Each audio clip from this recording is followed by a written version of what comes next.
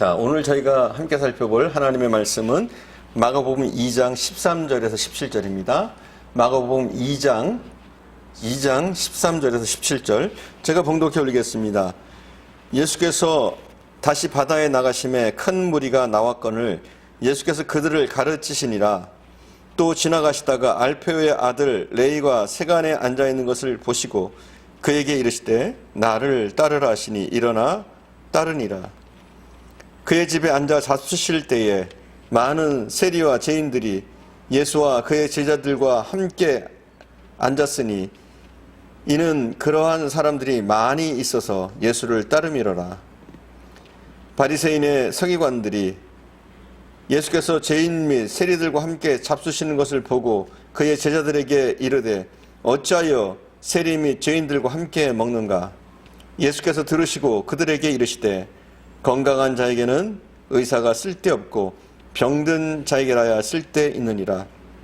나는 의인을 부르러 온 것이 아니요 죄인을 부르러 왔노라 하시니라. 아멘. 마가복음 2장 13절에서 17절입니다. 우리가 14절을 한 번만 더 봉독하겠습니다. 제가 봉독해 올리겠습니다. 또 지나가시다가 알페오의 아들 레위가 세간에 앉아있는 것을 보시고 그에게 이르시되 나를 따르라 하시니 일어나 따르니라. 오늘 본문은 예수님께서 레위를 제자로 부르시는 장면이 나옵니다. 레위 제법이 뭡니까? 세리입니다. 오늘 본문은 그러니까 세리예요. 세리. 예수님 당시 세리는 공적인 죄인으로 취급을 받았습니다. 그들은 부당한 방법으로 재산을 축적하는 부정 축제자리였습니다. 그래서 범죄자 취급을 당하고 창기와 동급으로 여겨졌습니다. 그리고 이방인으로 취급되어졌어요. 당시 세리는 가바야라고 하는 돌아다니면서 세금을 걷는 세리가 있었고 또 목회소라고 해서 세간에 앉아서 세금을 걷는 자들이 있었어요. 어찌됐건 둘 다 세리들입니다. 세리. 이들은 둘 다 사리사욕을 채우는 자들, 자기네 물질의 욕심을 위해서 사람을 괴롭히는 자들이라고 그때 당시는 인식을 했습니다. 그래서 이런 말이 있어요. 세상에서 무엇이 제일 악하냐 이렇게 물을 때 산에서는 들에서는 사자와 곰이 제일 악하고 거리에서는 세리가 가장 악하다 이런 말들이 있었습니다.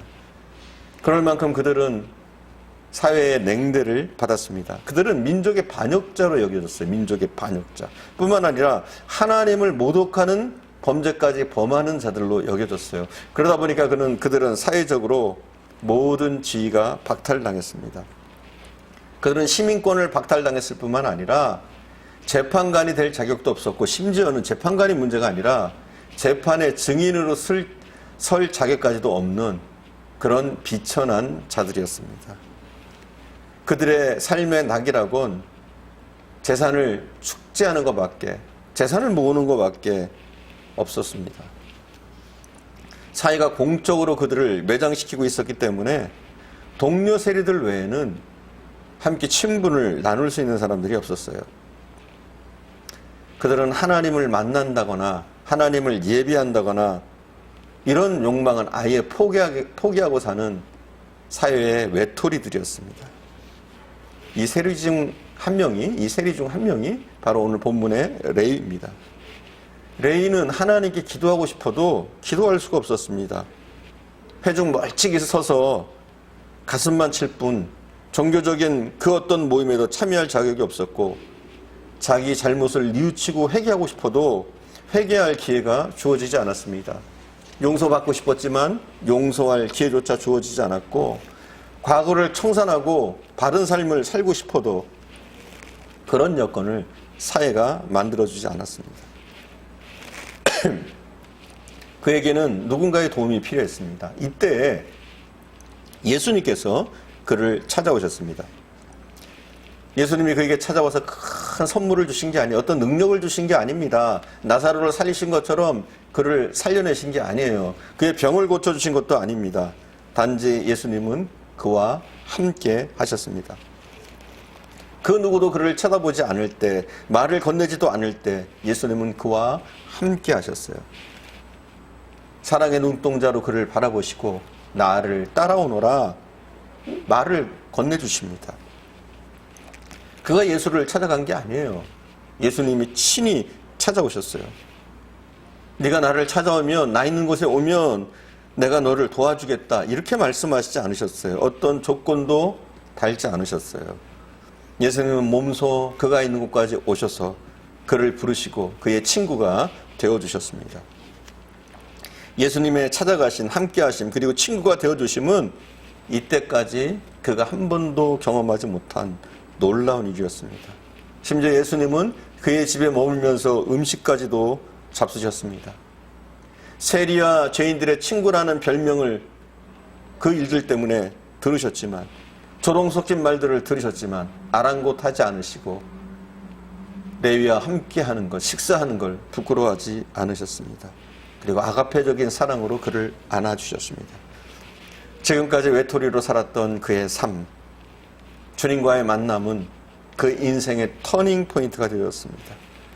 인생을 새롭게 시작할 수 있는 힘이 되어졌습니다. 예수님을 만난 그는 이제 완전히 다른 사람이 되었습니다. 그와 만남, 주님과 함께함, 레위에게는 새로운 출발이었습니다. 우선 그의 이름부터 바뀌었습니다. 그의 이름이 뭐였죠? 레위. 근데 예수님이 레위라는 이름 대신 마태라는 이름으로 바꿔주십니다. 마태의 뜻은 하나님의 선물이란 뜻입니다. 전에는 사람들을 괴롭히는 인생이었습니다.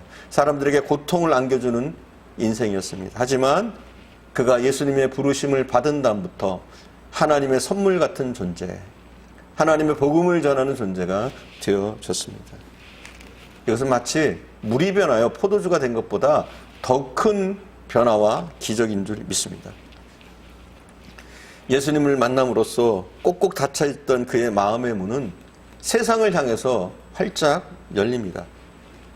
그것이 그가 자신을 소개하는 방법부터 달라지는 것을 통해서 우리가 볼 수가 있어요.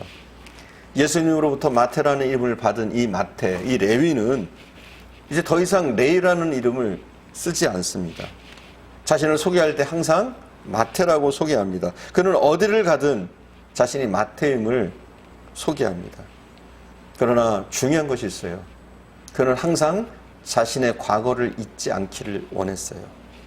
과거에 자신이 세리였음을, 죄인 중에 죄인이었음을 잊지 않았습니다. 우리도 마찬가지예요. 우리의 과거를 잊지 않을 때 우리가 하나님의 은혜를, 예수의 사랑을 더 크게 깨닫고 주님과 동행할 수 있는 줄 믿습니다. 마태는 자기를 소개할 때, 레위는 자기를 소개할 때 마태라고 했어요.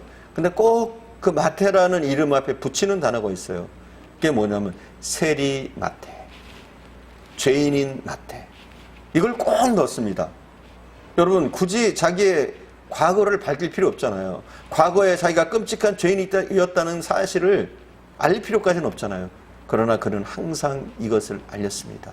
나는 사람들이 개처럼 취급하는, 또 인간으로 취급하지 않는 그런 세리였다. 이런 사실을 그는 공공연하게 알리고 다녔습니다. 사실 그렇잖아요. 사람은 본능적으로 자기 약점을 감추려고 하지 않습니까? 결점과 약점을 감추려고 하고 자기의 부끄러운 모습, 부끄러운 과거를 감추고 싶어 하는 것이 인간의 본능입니다. 하지만 마태는 본능을 따라서 움직이지 않았습니다. 본능보다는 그가 받았던 그 은혜를, 그 감동을 잊지 않기 위해서 최선을 다했습니다. 주님이 주신 마태라는 그 이름 앞에 항상 나는 세리였다, 나는 죄인 중에 죄인이었다, 이 사실을 잊지 않기를 힘썼습니다. 그것을 통해서 예수님의 은혜가 얼마나 큰지, 하나님의 능력이 얼마나 큰지를 사람들에게 알렸습니다. 예수님께서 찾아와서 말씀하십니다. 나를 쫓으라. 단 한마디의 변명이나 말 없이 조용히 일어나 주님을 쫓아갑니다. 여러분, 너무나 어려운 일입니다. 이게 주님을 전폭적으로 쫓아간다는 건 쉬운 일이 아닙니다. 예수님이 그의 직장을 보장하신 것도 아니에요. 새로운 직업을 주시고 장래를 보장해 주신다는 것도 아니에요. 그냥 따르라는 거예요. 일반적으로 우리는 환경에 지배받기 쉽습니다. 습관과 인습된 자리에 우리는 지배받기 쉬워요. 우리의 현재 상황을, 현재에서 벗어나기가 쉽지 않습니다. 그럼에도 불구하고 마태는 예수님의 명령에 두 말 대꾸하지 않고 모든 것을 버리고 주님을 쫓았습니다. 사실 지금까지 이 마태의 생활 방식은 수학적인 논리와 계산에 의한 삶이었어요. 그는 맨날 주판알을 튕기고 계산하는 그런 직업을 가졌기 때문에 그의 삶의 모습도 그랬을 거예요. 늘 계산했을 거예요. 얼마나 이득이 있는지, 얼마나 내가 남을 수 있는지. 그러나 그는 주님의 명령 앞에, 나를 따르라는 명령 앞에 수학적인 논리로는 말도 안 되지만, 계산적으로는 있을 수도 없지만, 그는 주님을 만났기 때문에 이제 무엇이 중요한지, 무엇을 위해 살아야 하는지 분명하게 알기 때문에, 분명한 비전이 있었기 때문에 그에게 이러한 결단은 그렇게 어려운 것이 아니었어요. 마태는 주님의 부르심을 받고 오히려 사람들을 불러 모으고 큰 잔치를 벌입니다. 그 모습이 15절에 나오는데요. 우리가 15절 함께 봉독하겠습니다. 그 집에 앉아 잡수실 때 많은 세리와 죄인들이 예수와 그의 제자들과 함께 앉았으니 이는 그러한 사람들이 많이 있어서 예수를 따름이로라. 아멘. 사회적으로 인간적으로 비천한 그를 불러주신 것이 너무너무 감사했어요. 그래서 그는 사람들을 불러 모아놓고 큰 잔치를 벌입니다. 그의 새로운 삶은 잔치와 함께 시작되었습니다. C.S. 루이스라는 분이 있어요. 유명한 작가인데 그는 이런 말을 했어요. 그리스도인의 삶은 잔치와 함께 시작된다. 마태의 삶이 그랬습니다. 그의 삶은 잔치와 함께 시작되었습니다. 사실 우리에게 예수를 만났다는 것 자체가 큰 축복이고 잔치를 벌일 만한 일인 줄 믿습니다. 또 예수와 함께 동행하는 삶 자체가 축제의 삶인 줄 믿습니다.